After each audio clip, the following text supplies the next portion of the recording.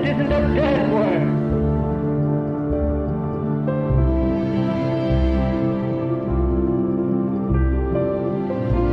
How do I know the Scriptures is to be believed? Because Jesus Christ has told me so.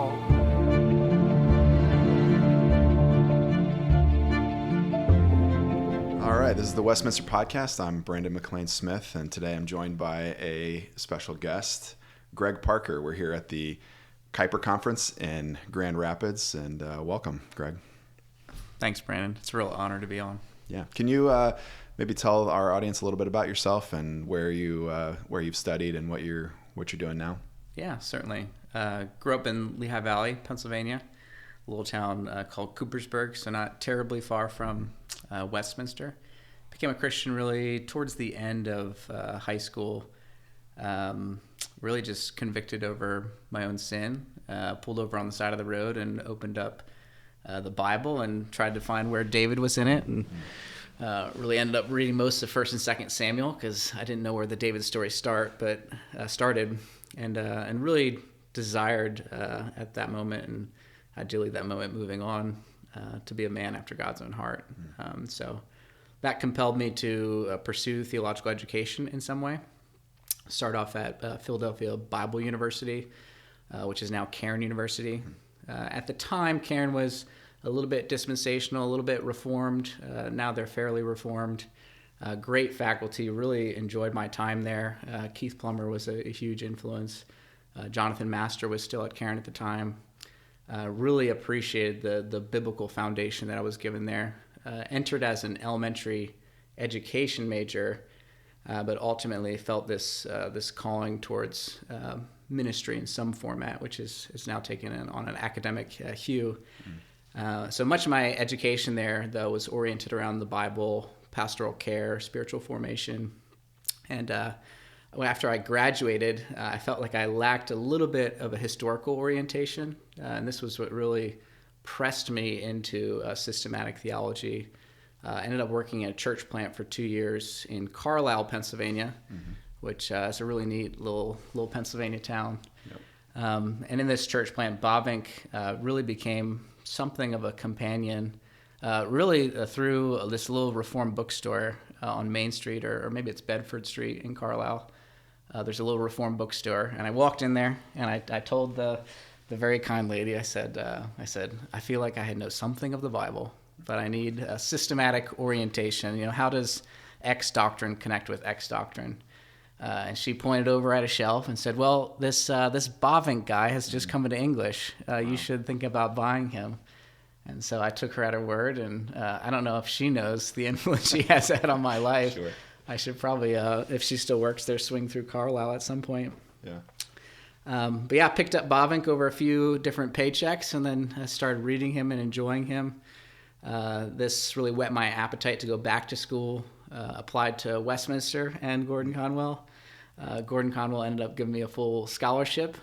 So maybe I was, in my mind, destined to grace the halls of Westminster, but I was definitely a fanboy of Van Til at the time and would have probably really enjoyed my experience there. But man, we missed out. Dang it.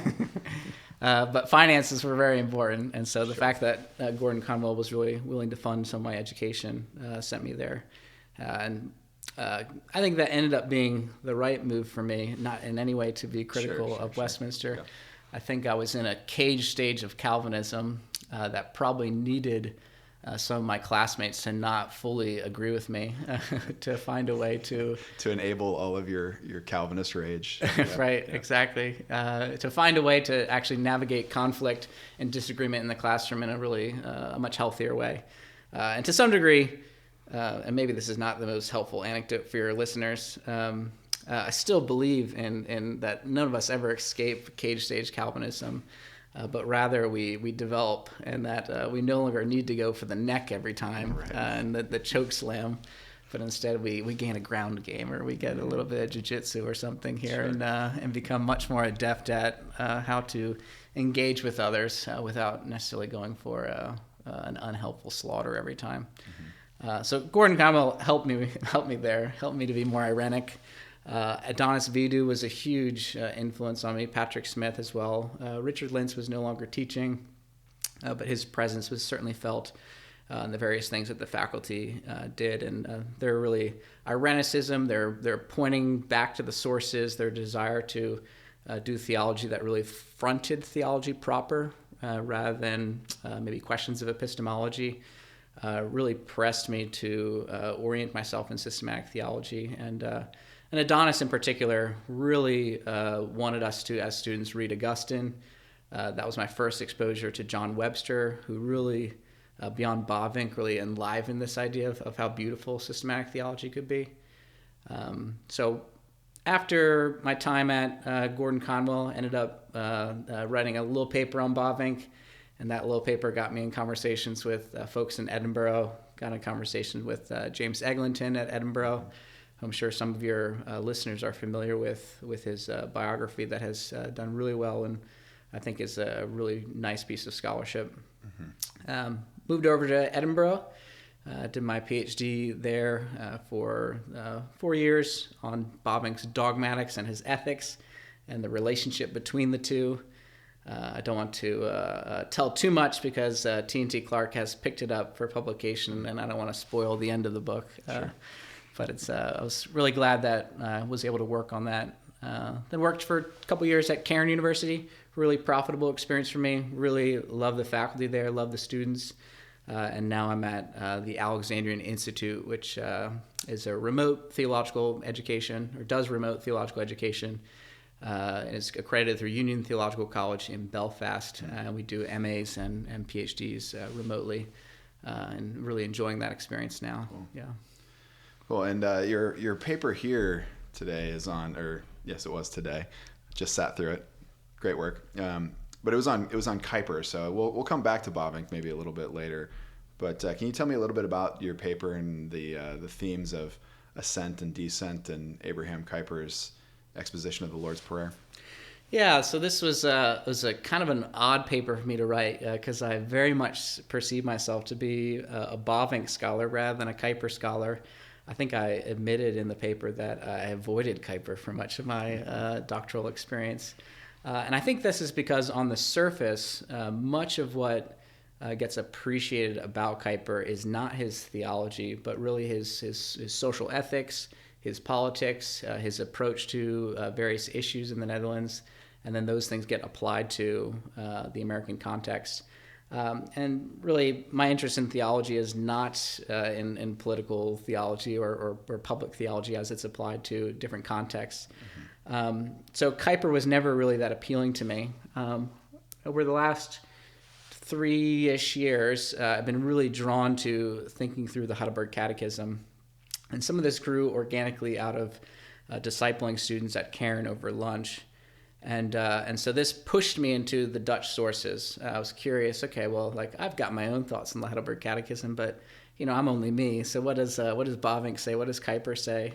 What does Bavinck's father, Jan Bavinck, say? And so this led me into Kuyper's work, E Voto Doordrukkenau, and really interesting work. He wrote this, I think, between 1886 and 1894, and essentially it was a serial publication that appeared in the newspaper, where he was walking, weekly through sections of the Heidelberg Catechism. And so, like Lord's Day 1 might have 6 weeks attended to it, where he's really sitting in it and thinking about it. And this really grabbed my attention because it was a different kind of Kuyper. I was used to kind of the bully pulpit politician Kuyper, and this was much more the pastoral Kuyper, the winsome Kuyper, the Kuyper who's really at pains to make theological points clear to his audience. Johann Snell has pointed towards the mountaineering illustrations in Kuyper as significant for him biographically, but I was shocked to find them all over the work as a way of illustrating things. Really that and shipping illustrations. You find all sorts of references to boats as a way of getting at a theological point. And so really these, to some degree contextually, those are both interesting because mountaineering is not really a thing. Kuyper's kind of the first Dutch alpinist to make a big deal of it. And then I think it was in the 1860s that Moby Dick was a book in American as a phenomena. So like Nautica themes and whaling and all that is kind of in the air as terms of like a fictional or real endeavor. I mean, there's certainly plenty of water around the Netherlands and through it with the canals. But yeah, this really attracted to me to him. This idea that he just really wanted to communicate theology clearly to the regular person. Mm-hmm. And so that's initially what I really enjoyed about the work. Now, as the Heidelberg Catechism works out, it's in a tripart: misery, deliverance, and gratitude. And gratitude, in particular, is really the way that Kuyper frames the Christian life. That all of the Christian life is to be one that is framed by this thankfulness and gratitude to God. And then as I got into his reflections on the Lord's Prayer, I was really just kind of had to pause over this constant use of ascent and descent. This was this language that he was really using, both tying to mountaineering illustrations of being lifted up onto these holy mountains and hiking, but also the kind of the deep valleys of the Christian life. And so that's kind of where my paper began, was thinking through like, well, what is he doing with these two themes? And I think hopefully at some point I'll get the full paper version out of there. I feel like I cheated you guys a little bit today because I ended up only really thinking about Lord's Day 51 and 52, which is the part of the Lord's Prayer that is really more focused on us instead of God and His glory and His name. So hopefully the full edition I'll get out there someday, which really just is a close reading of Kuyper and kind of commenting on him. And so descent for Kuyper really works in a twofold way, as I see it in the Lord's Prayer. It captures both our finitude, so kind of the natural, ordinary things that describe our life, the goodness of daily bread. He frames this in descent language. And I think he captures this Christologically too, to describe Christ's own finitude and his own humanity. This element of Christology that Christ certainly also took on, this element of ordinary life. But he also uses descent more gravely to describe sin, our misery, our experience of estrangement from God. But this he also will then describe in Christological ways to describe Christ's descent to take on our infirmities, even this descent into hell. On the opposite side, ascent plays really the twofold across the other way, that Christ in his humanity has ascended, and we have ascended with him. Likewise, particularly in redemption, we are cleansed of all those infirmities, and we ascend with Christ because of his work of humiliation. And all of this then is really lingering in the background and sometimes the foreground of how Kuyper is describing then the act of prayer. That in prayer we descend into ourselves, both negatively and positively. There's this reflection on our own misery, our own sinfulness, but there's also reflection on those things that we actually need from the Lord, our dependence on him for daily bread, our dependence on him to help us forgive our neighbors, right? So there's this descent in prayer that allows us to really examine ourselves, that kind of Calvinist knowledge of the self that really you can only have with knowledge of God. And on the other side, there's ascent in prayer, this kind of dwelling with God and communing with him, really what Kuyper perceives to be the truest act in religion, this dwelling and fellowshipping with God. And so this ascent takes place as we really leave behind, not in a forgetting way, but leave behind to enter into worship and praise God. So it's a really interesting part of his Heidelberg Catechism commentary. I'm disappointed that it's not in English because I'd love to commend it to all your listeners, but they might have to wait a while to read it. Yeah. And one of the things that you said that interested me is how this work of his is different feeling from his other work, and how the sort of the mode of doing theology changes the feel of it, having it being published in newspapers. And this is the Westminster podcast, so I'm going to derail a little bit into Westminster stuff. But Machen, he has a series of radio lectures, and it's very different from what you would read in some of his more academic work. And the same with John Murray. We have a book that we put out of his sermons, and his sermons are very different from the super tightly knit systematic theology that he does. So with Kuyper, what is it that bridges that gap with this to his other sort of more polemical stuff? Is there something that kind of knits it together that makes it still Kuyperian? And if so, like, what is that? How does it mesh with his other work? Yeah, that's a great question, and I think I'm no Machen or Murray scholar, but I think you're spot on. I'm definitely appreciative of Machen's work, and that those radio sermons that you put together, not you personally, but Westminster. Sure. Yeah. I love those. I think he's a lot less polemic in them, mm-hmm. and way more pastoral. So I think in terms of connecting this to Kuyper's other work or other works, there's definitely this element in which he's very interested across his works in the living of the Christian life. That the Christian life is not simply doctrine or not simply right thoughts, but it actually requires you to live a particular way. And in this way, the Heidelberg Catechism as a really pastoral document, but also it's oriented towards life, with the entire section of gratitude, right, oriented towards the Ten Commandments, good works, and then prayer. So there's this element of neo-Calvinism, I think, that doesn't want to detach us from reality. Maybe more narrowly, I think a lot of Kuyper's political philosophy and to even begin with, he was a journalist, and so much of his writing is in the newspaper, which is very foreign to us today. I often kind of think about what would it look like if I were to try to send in op-eds to my paper with some regularity. I have a feeling that almost none of them would get picked up.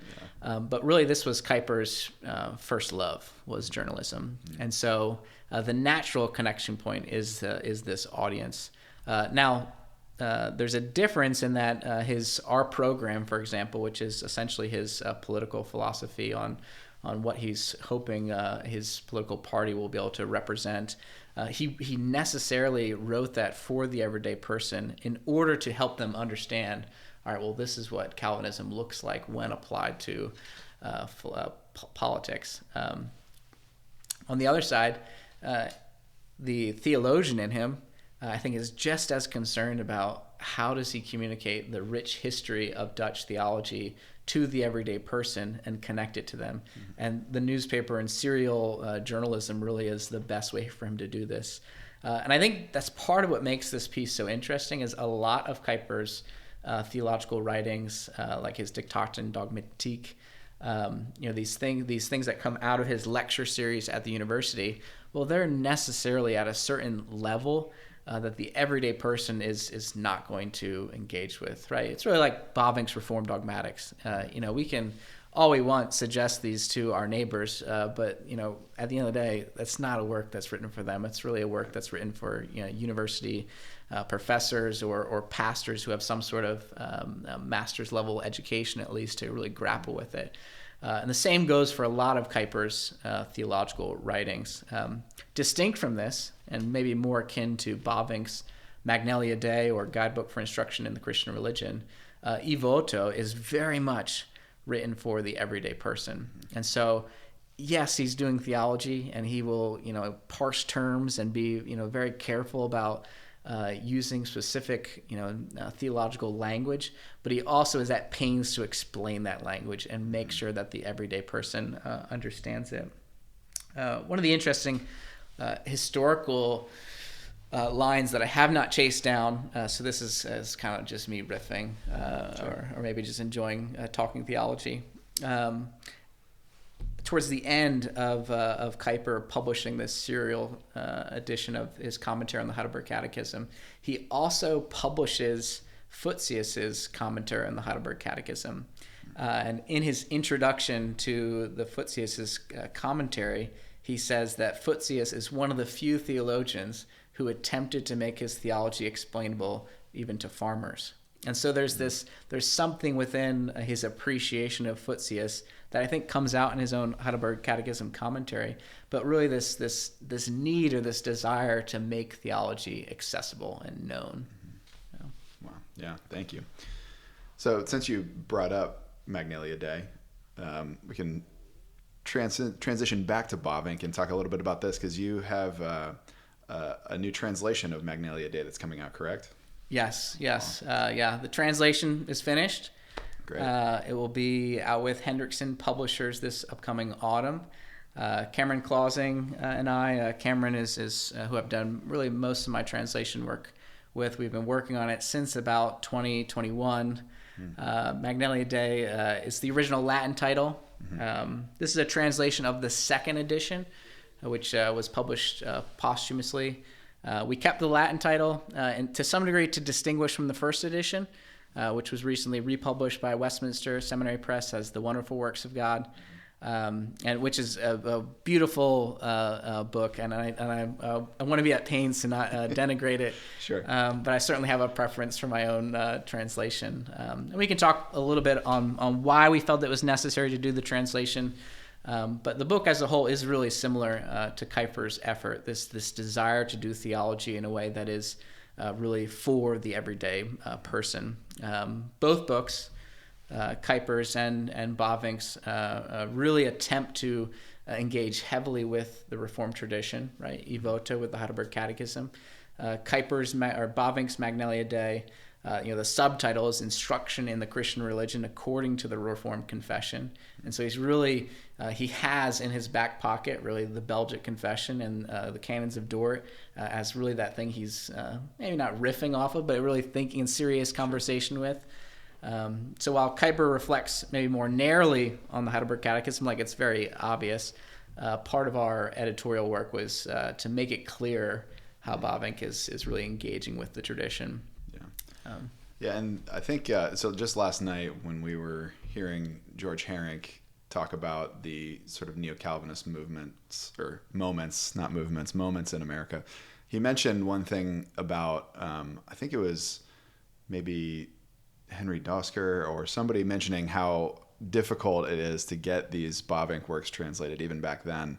And I think that the Magnalia Dei, or the Wonderful Works of God that we put out with Westminster Press, was based off of the old Our Reasonable Faith translation, so it's probably a bit older, I'm guessing. And so I'm wondering what distinctions are there between the first edition and the second edition that you guys are working on? Yeah. You're really going to make me make it clear what the where the battle lines are.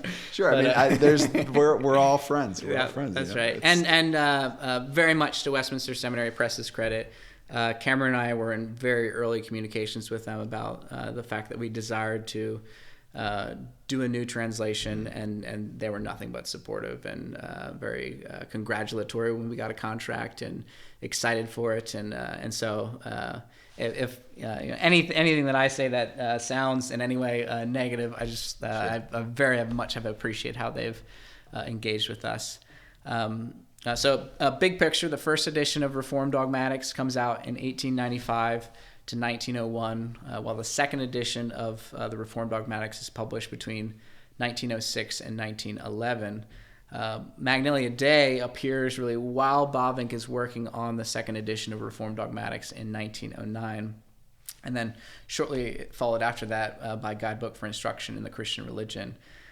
So these two books as a whole are really written while Bavinck is at the height of his theological prowess. They reflect two distillations of his theology. The former, Magnalia Dei, really intended for the educated layman, and Guidebook for the high schooler. And Cameron and I both have a particular affection for Guidebook because Bavinck only had one kid, Hanny, daughter, and about the time that Guidebook would have been coming out, his daughter would have been a teenager. And so this systematic theology written for teenagers, it's hard not to see it as like this lovely gift to his daughter. Whether or not she saw it as that, I'm not sure. One would hope. Yeah, one would hope. The big reason for approaching a second edition So on the surface, Zylstra had maybe a different translation philosophy than modern translators. He felt very freely to add and redact to Bavinck's thought, also without acknowledging where he's doing that. And when we find this to be maybe a poor scholarly practice, mainly because you don't want to be reading Bavinck and quoting Bavinck and thinking you're following his line of thinking, and realize that you've actually been quoting Zylstra, who I'm sure is a great thinker in his own right, but isn't Bavinck. Right. So that was one issue, is that in about I think it's about 10 spots, Zylstra either redacts from Bavinck's writing, meaning drops a paragraph, cuts a sentence, or adds to Bavinck's writing, meaning he adds a paragraph. Usually, where he adds, he's also redacted to some degree. In other words, he might be just condensing some of Bavinck's thought and trying to kind of provide a hinge statement. I don't want to say it was nefarious or in bad taste, but there are certain theological spots where it seems like he may be softening some of Bavinck's organicism. He certainly doesn't make clear Bavinck's opinions on theopneusty or the inspiration of Scripture. And so those are two spots where it seems like maybe it was somewhat pointed. Translators make mistakes. I'm sure that you all will email me in a year's time and tell me that I've missed a paragraph somewhere, and I hope not. But so there are sometimes just genuine mistakes, and it's possible that that took place as well. So in our introduction, we talk a little bit big picture of how Cameron and I approach our translation work, and really we try to view it as akin to managing a literary estate. And in the intro, we attach this to Herman's brother, Conrad Bernardus Bavinck. Herman had two siblings that would outlive him, Conrad and Berendinus. One of these, Conrad, was a minister in the Reformed church that Herman and his father Jan were likewise ministers in. Conrad actually prepared the indexes for Bavinck's Reformed dogmatics, and likely alongside his father Jan had some editorial input into the manuscript itself. But when Herman passes, he bequeathed to his brother and his wife Johanna the responsibility of managing the literary estate. And in doing so, Conrad mentions, I believe it's in the foreword to Kennis and Levin, that he doesn't believe it's proper. Conrad says that he doesn't believe it's proper to edit or adapt his brother's work. In other words, to kind of offer correction to things that may have shifted, right? And this is sort of the philosophy in which Herman, for us, for better or worse, then, is permitted to speak. Is really what Cameron and I attempt to do across our translations. And in this way, really kind of try to get out of the way and extend Conrad's literary management. And in some way, I think it's we like attaching ourselves to Conrad. In one sense, very few of us will be Herman Bavinck, right? Maybe none of us will ever be something like Herman Bavinck. It's much more fun to think of yourself as his brother, who was an ordinary pastor who I'm sure was a gifted individual, but really played the role of supporting his brother. And so I think that's probably a better vision of what it's like to be a Bavinck scholar, is playing the role of support. Yeah, I think when you start trying to view yourself as the Bavinck figure, you might be getting a bit out over your skis. That's right. Mm-hmm. So what are some of the challenges then of translating Bavinck well, both like linguistically and theologically? Yeah. Gail Dornbos, when I shared Cameron and my translation with her, she said it was a granular translation. And I don't know if she meant that positively or negatively, but I liked the idea of it. And that is that we're really trying to closely provide what we perceive to be in the Dutch. I'm not sure if Cameron has ever written about his own philosophy of translation. We've certainly talked about it quite a bit. But in a different book that I translated, Bavinck's Biblical and Religious Psychology, where Bavinck riffs a ton on Johann Wolfgang Goethe, I wrote there in the preface a little bit about kind of the way I perceive translation. really just riffing on Goethe. And Goethe says there's three epochs or three kinds of translations. The first is a plain prose translation, and this is really where everything is flattened, straightforward prose, and it enriches the translator's language, maybe with new ideas. Right, we're certainly getting neo-Calvinist ideas put into English, but it sacrifices all sorts of poetic art, reducing everything to what Goethe calls a one levelly watery plain, which perhaps sounds a lot like the Netherlands. Low countries. Yeah. But he describes Luther's Bible in this way. And so, I don't want to denigrate Luther's Bible. It certainly has been enormously useful, but the original author certainly had a distinctive voice, and that is not lost. The second kind of translation, according to Goethe, is that of parody. And this translator kind of recreates the work as something new, rejecting or altering what feels foreign, and making the foreign words one's own. So this would be to really like the French Frenchify a word instead of changing it and giving it their own word. They essentially just take that original word and make it sound French. So this would be like the word like banana, right? I forget what language the original language is for banana, but the original word is banana, and for French it became bananane. So there's really just this slight alteration in what the word becomes. It becomes Frenchified. And the result kind of reads naturally in the target language, but the original is pretty domesticated. We probably could be accused of this, the second epoch, in that less than guidebook for instruction in the Christian faith, but we definitely still do it. We keep words that either we find difficult to translate, we keep them bracketed in Dutch next to the English word, and sometimes this is to more positively to tip readers off that, all right, this is actually a significant theological category, or Bavinck is using this word in a lot of interesting ways here. Let us keep the Dutch there. And our hope is really that this allows scholarship to maybe advance more quickly by being able to acknowledge those quirks that we see in the text. But we could certainly be accused of this second epoch then, because instead of just providing an English word, we just maybe Americanize it. I don't know. We keep it, the Dutch and the English, side by side. Yeah. But the third epoch, and this is the highest one for Goethe, is really some sort of identity that it takes on its own. So here one strives to make the translation not a substitute for the original, but something that stands in its place, so that the reader is drawn back to the source text itself. The foreign and the native, the familiar and the unfamiliar then converge, and the translation becomes, in Goethe's words, in all its peculiarity, enjoyable and native.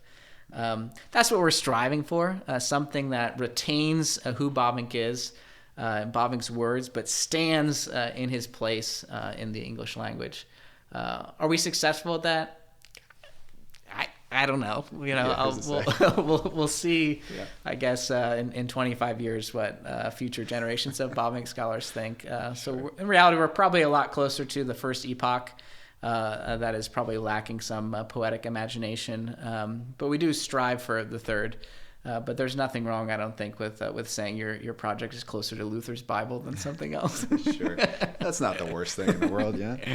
So, what do you think bringing works like Magnalia Dei, in this case, afresh, into English? What do you think that like? How is that helpful for the church, and what is that doing for the church today? Yeah. In some ways, it fills a certain gap. Maybe let me return to that idea. So big picture. When Cameron Claus and I first met each other and got to know each other, kind of the whole we perceived in Bavinck theology, kind of as a field, or Bavinck studies, was that there was a lot of concentration on Bavinck as the professor, or Bavinck as the academic. It was kind of our goal to slowly, across our early scholarship, bring Bavinck the pastor, or Bavinck the theologian oriented towards the church into view. And so this has really shaped the translation projects that we've taken on. So we done the Sacrifice of Praise, which is really this work that's oriented around the time after someone has confessed their faith. They've already been baptized, they've confessed their faith, and now they're in this waiting moment that they haven't taken the Lord's Supper yet. And what does that mean? What does it mean to participate in the Lord's Supper after having confessed the faith? So that's the Sacrifice of Praise. Then we translated the Guidebook for Instruction in the Christian Religion, which I've talked a little bit about. We've done What is Christianity, which is really a kind of talking about what Christianity is within a plural society. So Bavinck's navigating all these sort of religious tensions in some way. How can he make Christianity seem persuasive or present it truthfully and fairly without losing an ear within the public sphere? And then Magnalia Dei. And I think one of the things and George mentioned it last night when I think it was Corey Wilson asked, has Bavinck gained a hearing again in the Netherlands because of all of this work on neo-Calvinism? And George Harinck was very jocular and frank and said, no, he has not. And I think the reality is that Bavinck was doing theology for a particular time and place, right? He was doing theology for pre or late 19th century or long 19th century and early 20th century. And so there's a degree in which, it's very natural for Dutch folks and Dutch theologians to say, well, Bavinck does belong to that period, right? He is a man of a particular time and place. And that is part of Bavinck's emphasis in his own introduction, is that he wrote Magnalia Dei for a particular people at a particular time in a particular place. I think translation work actually helps overcome some of those barriers, because in a certain way, Cameron and I can't escape that we live now, right? That we are not speaking the same sort of English that Zylstra was speaking. And that's just, the natural component of kind of time and how time works. So I think Bavinck can speak today, partially because we're rendering him into English through our translation work. And I think he's a really helpful voice for the church, especially in American evangelicalism. I think he's helpful in his Irenicism, that he's not willing to vilify people that he disagrees with. He's really interested in not just what Reformed theology is, but really chasing down what is Christian theology, and not seeing those two ideas as competitive, but really as a cohesive thing. So maybe particularly why it matters is I think it's going to be a helpful book for folks in the church. Maybe not everyone, but certainly I would hope that lay leaders would want to read it. I think it's great for elder training, maybe especially in PCA churches. I think the new chapter, I may not have mentioned that. So maybe backtrack. Sure. Zylstra made lots of errors. Bavinck also added another chapter. So in 1932, when his brother was going through the literary estate, he identified a chapter that was to be added that Bavinck had set aside, which I haven't seen. I have to trust that what Conrad says is what he's seeing, but it sounds like what he saw was a file that essentially had maybe something like a sticky note on it that said, for Magnalia Dei, and it was a chapter on the officers of the church. So he's got then in his ecclesiology section in Magnalia Dei, or in the second edition, both this focus on the congregation of the church or the organism of the church, but then also the institution of the church. And so because of that, I think it has maybe particular use for officer training, especially in Reformed churches that are looking to cultivate elders and deacons that know their theology.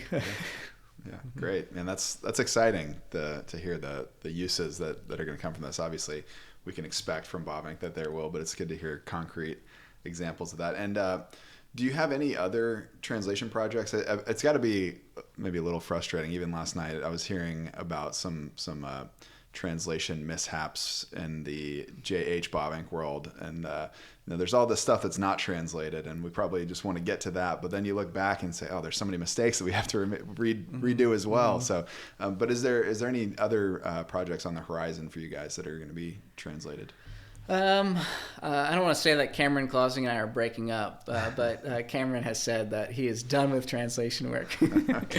So I don't know if there will be too much directly in the future. I know that I've started poking around Jan Bavinck's Heidelberg Catechism commentary, which is probably not as exciting after spending the first 40 minutes of this talking about Kuyper's Heidelberg Catechism commentary.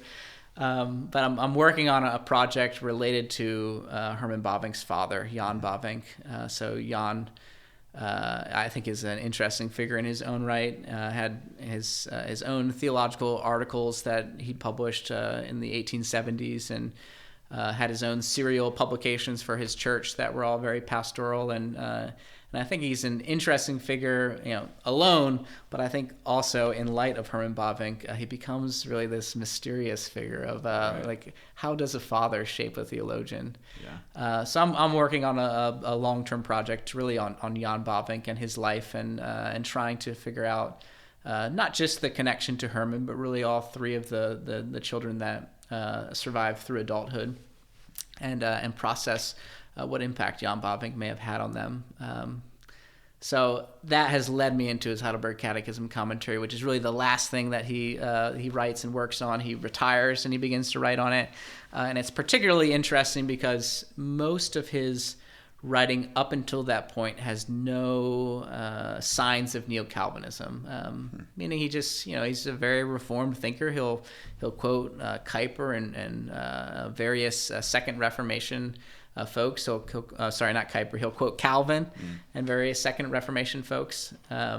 He's fond of certain church fathers, but there's no inkling that he's neo-Calvinist, which is to be expected. He's an older generation. It's like, okay, boomer. No, he's just not doing theology in the same mode as the young children around him, right? But very interesting, at the end of his life, his very last thing that he writes, suddenly there's all this neo-Calvinist language that pops up, organicism, the church as organism and institute. And so not only am I interested in terms of Jan's influence on Herman, but perhaps also Herman's influence on Jan. So I don't know if that will ever see the light of day. It's 900 pages, and I don't know how big the market is for a theologian's father's works. Yeah. Well, I when I read Eglinton's biography, I was really fascinated by Jan. And also, I think George Herink has, an article about how just similar Jan Bavinck and Jan Voss, Gerhardus Voss's father, like their life story is almost like identical, except up until the point when Gerhardus goes to America and Bavinck stays in the Netherlands, and they have a little bit of conflict over that. But I would be really interested to hear more about Jan Bavinck. The whole time I was reading, I was thinking, man, this guy sounds very interesting. Yep. And his influence and how he, his hopes of being on a theological faculty never materialized, but they did in his son. So I think there's lots of work there. Now, again, book markets, maybe, I don't know. But personally, I would love that. Yeah, so. Yeah. If we can get 4 more people to agree with you, maybe we'll do something. Sure. I'll pass around a petition. That's right. At Westminster. That's right. But Jan Bavinck, very interesting. I think you're right to point out the connection to the Voss family. One of the things I spent too many hours on was reflecting on Jan Bavinck's elementary school and which one he went to in Bentham, because there were 2 different. This is kind of the real school, and then a sort of school that everyone could go to. And if you went to the real school, there was a Voss who was the teacher, and I was really trying to figure out, all right, is this another Voss that there's a connection to? Spoiler, it's not a Voss that's connected to the Voss family that we know, but gotcha. It was an entertaining thought for me for an afternoon. Fun rabbit trail to get down. Mm-hmm. So before we end, there's one area of your research that I noticed that is particularly interesting, and that's your research that engages questions of transhumanism and posthumanism. With some of the time that we have left, would you be able to sort of dive into that a little bit and give a primer on what you're working on there? Yeah, so this really grew out of a connection that developed when I was in Scotland. James, my Dr. Vaughter, James Eglinton, pointed me to the Scottish Council on Human Bioethics. The Scottish Council really exists within Scotland to inform Parliament on decisions that they're making, particularly of the ethical kind, and try to persuade them in a Christian manner.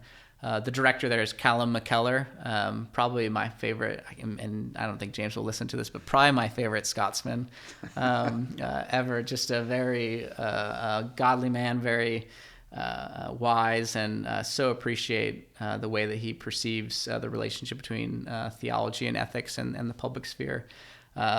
We were just reflecting, Callum and I, recently on assisted suicide vote did not happen or did not go, it went the way that the church was hoping in Scotland, which is that it was denied. And I saw Callum the next day in Edinburgh, and I said, Callum, how exciting, that this went our way. And he rebuked me. He said, Greg, exciting is a Baptist word.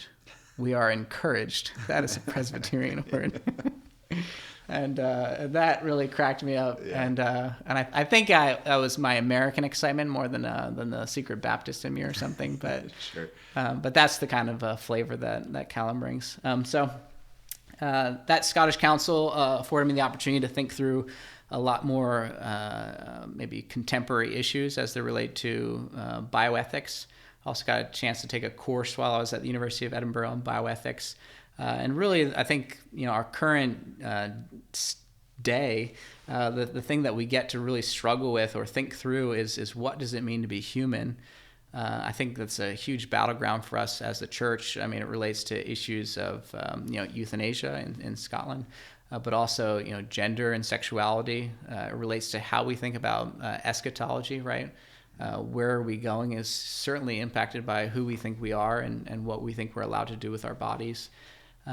So that itch was, I guess, formed through the Scottish Council on Human Bioethics. I did write a paper for them on Charles Taylor and his reflections on what it means to be a person. By and large, big picture, it's really helpful if Christians in general, but pastors, theologians, if we take serious the question of what it means to be human. I think it's a natural conversation starter or maybe dialogue opportunity for us with unbelieving individuals, because this is exactly what they're wrestling with, right? What is their purpose? Where are they going? Who are they? What defines who they are? So it's been really fun. AI is probably the bigger one looming right now in that question. Is AI a person? Should we assert things even archetypally of like AI? Does it bear an image? Is it an idol? Is it conscious? Right? These are big questions that we probably haven't grappled with seriously enough as a church. Mm-hmm. Meaning I think it's being presented to us, the AI world, as if it's just kind of like another AI app chatbot type thing. And maybe we're not getting the full picture of what's actually happening in the AI world. And I don't think that's speculative. I think that's what folks, ethicists in the AI world are saying, is that we really need to start grappling with what this is, and therefore what does it mean for the church. Yeah. I remember this was years ago when I had this conversation, but my undergrad philosophy professor, I met and had coffee with her, and she was talking about how one of her current students was trying to write a paper on AI, and this was a sort of a homeschooled Christian student, first year philosophy, paper, and the arguments that she was giving were just not strong enough, not robust enough, and my philosophy professor was pushing her to get to something more concrete. And she stood up in class and said, well, if this is all not true, then I'm just going to kill myself. And so then that opens a whole can of worms. Right. And so this professor was asking me, like, what would you say to that? Because she knew that I was a Christian. And I was kind of stumped at first. And then I kind of stumbled my way towards some kind of Van Tillian thing where it's like, well, if it's created by humans, it's going to be in the image of humanity more than the image of God. That's what it means to truly be a person. And so, and then she was like, well, what do you do? Does that mean we can just like kill them if they're undistinguishable from people? And I was like, I don't know, probably not. Same way we shouldn't kill dolphins and stuff. But that says more about us than, it's a whole can of worms. And right. And that moment, and this is long before the current artificial intelligence boom, I was already thinking like, man, I felt very unprepared for that question and that conversation. Right. And also noticing the real stakes there for real Christian students that are engaging these questions. So lots of, I think, work to be done there. Oh, certainly. Yeah. Should you unplug your computer at night? Yeah. Mm-hmm. So one more thing, where can people find you? And So my home base now is the Alexandrian Institute. We're a remote theological institution. We provide MAs and PhDs in theology. All of this is accredited through Union Theological College in Belfast, and we're really an extension of what they're doing, really helping and taking seriously the task of theology. I think maybe one thing that we're able to do that not every institution can do is really affirm the place that the student is, meaning they don't have to move. They can stay in their current ministry. They can keep doing the current work that they're doing, and we can come alongside of them in that way, which for some students, that's what's needed, right? Other students, they can come to Westminster and enjoy their time in person, sure. Which is I'm increasingly hearing is a great experience. Great. Mm-hmm. Glad to hear that you're hearing that. Mm-hmm. Well, Greg, thank you so much for sitting down with me, making time here at this conference, and also thank you for your work in the Bavinck studies and translation, and also now in Kuyper as well. Looking forward to maybe talking more in the future and reading more of your work. So thank you. It's been a real pleasure. Thanks, Brandon. Awesome. Thank you. This is the Westminster Podcast. This has been a podcast of Westminster Media. Westminster Media is a ministry of Westminster Theological Seminary. If you would like to join us in our mission to train specialists in the Bible to proclaim the whole counsel of God for Christ and His global church, please visit www.wts.edu/donate. This podcast was hosted by Brandon McLean Smith and edited by Brandon McLean Smith.